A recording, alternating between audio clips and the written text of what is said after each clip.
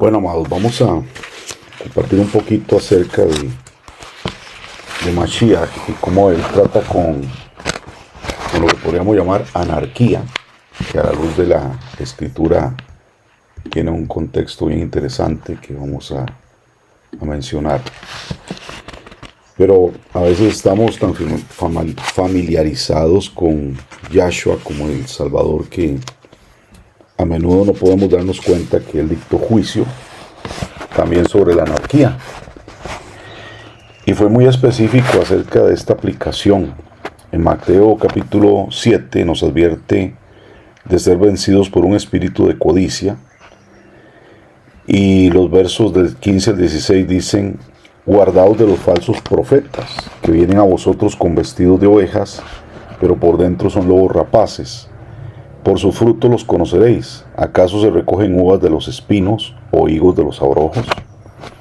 Pues Mashiach dejó en claro que no necesariamente tenemos que juzgar a las personas por lo que predican. Y aquí es donde la gente se deja engañar, porque lo que dicen suena bien, usan la Biblia, usan textos bíblicos y parece que lo que están hablando no pareciera estar mal.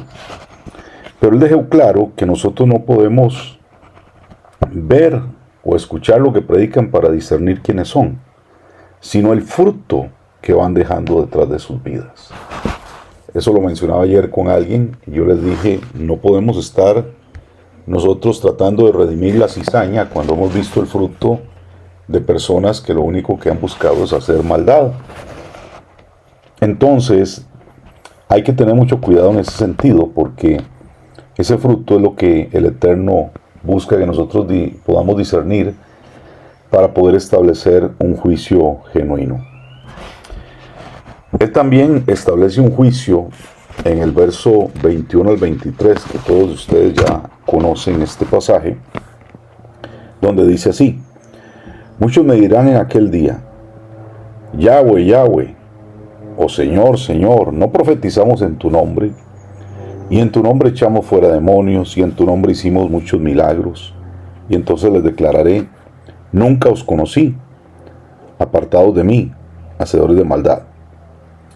Entonces imagínense el nivel de engaño necesario para capturar a un ministro que se mueve en los dones o las manifestaciones espirituales. ¿Cómo podemos profetizar y echar fuera demonios y hacer maravillas mientras se adora o se sigue espíritus inmundos o se tiene un estilo de vida alejado del Eterno?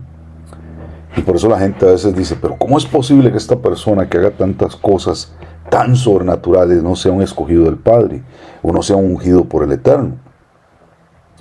Entonces hay que entender realmente lo que esto significa, porque detrás de eso siempre hay una operación espiritual bien complicada que tenemos que abordar y que tenemos que ponerle atención verdaderamente para que no caigamos en el engaño. Cuando en este pasaje, en los versos 21 al 23 de Mateo capítulo 7, nos dice que entonces les declararé que nunca os conocí, apartados de mí, hacedores de maldad. Esa palabra, donde está escrita en el griego, en el contexto de la lectura griega, es una palabra que significa anomía, o se llama anomía, y esta significa sin ley o inobservancia de la ley. Es decir, una persona hacedora de maldad es una persona que no observa la ley del Eterno. En un sentido general se refiere a un estado o desorden de vida en contra de lo establecido por Adonai. Evidentemente a través de su Torah, a través de la Biblia. Entonces está totalmente asociado a una persona que vive un estilo de vida donde transgrede los mandamientos del Eterno, transgrede la Torah. Es decir, tiene desobediencia a la Torah de Elohim. Entonces, por más que haya fluido en capacidades espirituales, digo entre comillas, y se justifique o trate de justificar por medio de ellas, es una persona que no vive y guarda la Torah. Este término anomía aparece en varios pasajes de la Brit Hadashah, o Nuevo Testamento, generalmente en relación al pecado o relación a la apostasía, en relación a la obra del hombre de iniquidad en los últimos tiempos, y hay varios versículos que son claves, como el que acabamos de ver, Mateo 7:23. También está Mateo 24:12, que dice: y por haberse multiplicado la maldad, anomía, ahí se usa anomía, es decir, por haberse multiplicado de las personas que no guardan Torah, el amor de muchos se enfriará. Entonces, relacionado con los tiempos finales, cuando la falta de obediencia a la voluntad de Elohim existe, va a haber una decadencia, evidentemente, de crisis moral y espiritual. Por eso, aún los sistemas religiosos están descarriados en ese sentido. En 2 Tesalonicenses 2, del 7 al 8, dice: porque ya está en acción el misterio de la iniquidad. Ahí dice anomía también. Entonces se manifestará aquel inicuo, a quien Yahweh matará con el espíritu de su boca. O sea, imagínense que Pablo le está diciendo a la iglesia de Tesalónica, ya en aquel tiempo, que ya la acción del misterio de la iniquidad estaba operando. O sea, ya desde ese entonces estaba totalmente manifiesto el espíritu anti-Mashiach, porque está hablando de eso en esa carta, específicamente en ese pasaje. Entonces, dice que Yahweh matará con el espíritu de su boca a los que cometen anomía. Entonces, todo esto tiene que ver, cuando habla del hombre de iniquidad, tiene que ver con el sistema de rebelión contra Elohim antes de la venida de Mashiach. Es decir, que esto no va a suceder cuando Él venga, esto sucede aún antes de que Él se manifieste nuevamente en esta tierra. En 1 Juan 3:4 dice: todo aquel que comete pecado infringe también la Torá, pues el pecado es anomía, infracción de la ley. Una de las definiciones más claras acá es que anomía es transgredir la Torá. No solamente no es guardar la Torá, es transgredir la Torá. No solamente no es cumplir un mandamiento, sino es quebrantar un mandamiento. Entonces, la anomía no es simplemente la ausencia de leyes humanas, no es una anarquía a las cosas de los sistemas de los hombres, no. Es el rechazo total a la Torá de Elohim. Y nos viene advirtiendo la Escritura que en los últimos tiempos la anomía se multiplicará, alejando muchos de la verdad, enfriando el amor por la justicia. Y como creyentes en Mashiach estamos llamados a vivir conforme a los mandamientos y a caminar en santidad, en Kedushá, resistiendo el espíritu de desobediencia que busca alejar al mundo de la voluntad divina. Entonces, la anomía es el rechazo a la Torá y se manifiesta en rebelión contra Elohim, porque la verdadera fe en Mashiach nos lleva a amar y obedecer su instrucción. Mis amados, el cristiano es cristiano por lo que cree. El que es hebreo, el que busca el judaísmo de Mashiach, no es un creyente, es un practicante. Yo creo en Mashiach, ok, así vivo, conforme a él. Entonces hay una gran diferencia entre creer y guardar y practicar lo que está establecido por el Eterno. Entonces nosotros tenemos que ser verdaderos practicantes de una fe mesiánica, de una fe en Mashiach.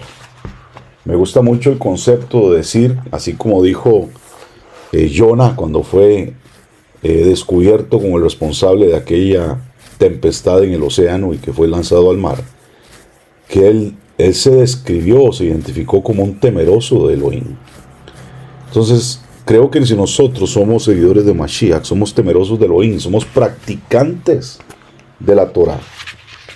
Entonces, mientras la gente siga diciendo, yo creo, y esta es mi fe, pero no la practica, bueno, entonces ahí tenemos problemas. Entonces, en Mateo 13:41, Yahshua específicamente dice: Él enviará al Hijo del Hombre, a sus ángeles, y recogerán de su reino a todos los que sirven de tropiezo y a los que hacen iniquidad. En Mateo 24:10 se dice, y por haberse multiplicado la maldad, el amor de muchos se enfriará. Entonces, esto es lo que sucede en esta temporada, donde tiene que haber una separación de trigo y cizaña, porque ha sucedido que han olvidado, como dice Mateo 23, lo más importante que es la Torá, lo más importante que es practicar la justicia. Veamos lo que dice Mateo, Mateo capítulo 24, verso 23. Hay de vosotros, escribas y fariseos, hipócritas, porque desmáis la menta y el eneldo y el comino, y dejáis lo más importante de la ley, la justicia, la misericordia y la fe. Esto era necesario hacer sin dejar de hacer aquello. Entonces, cuando nosotros vemos esta conversación normalmente con los fariseos de parte de Yahshua HaMashiach, que por cierto él tenía una doctrina, por lo que enseñaba, muy apegada al fariseísmo, para nosotros en Latinoamérica, por ejemplo, somos muy dados a creer que fariseo es sinónimo de hipocresía, pero esto no es así. Él está confrontando a los fariseos porque están haciendo cosas conforme a la Torá. Diezman la menta, diezman el eneldo. Son muy cuidadosos en decir, vamos a diezmar hasta el comino. Pero hay cosas que dejan por fuera, que es la justicia, la misericordia y la fe. Y él les dice, era necesario diezmar. Claro que sí es necesario hacerlo, pero sin dejar de hacer esto, practicar la justicia, la misericordia y la fe. Entonces la primera orden para un seguidor de Mashiach es ser un agente de la justicia divina. Y como agente de justicia divina también tenemos que ministrar la misericordia. Recordemos que Apocalipsis capítulo 1, del 5 a 6 afirma que Yahshua nos hizo primero reyes y en segundo lugar sacerdotes. Es decir, primero estableció la justicia y luego la misericordia. Y necesitamos la emuná para caminar en esta dimensión. Porque Él envió un movimiento de fe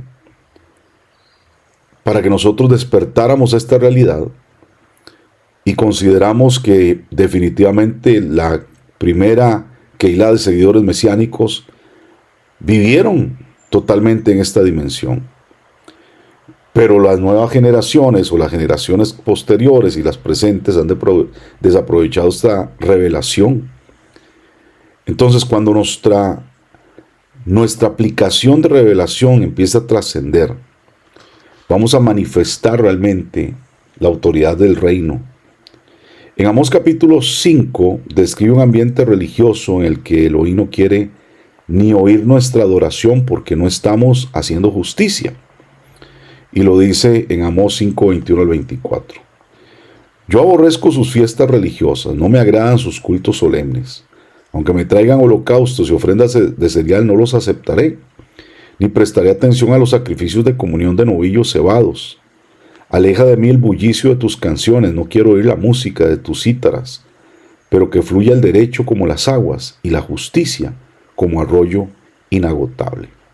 Es decir, el pueblo había llegado al punto de estar tan enfocado en el servicio religiosamente que realmente no estaban enfocados en practicar la justicia. Es decir, cualquiera que estaba infringiendo la Torá podía llegar a un servicio del templo y podía presentar sacrificios, sin realmente buscar que estas personas hicieran una verdadera teshuá.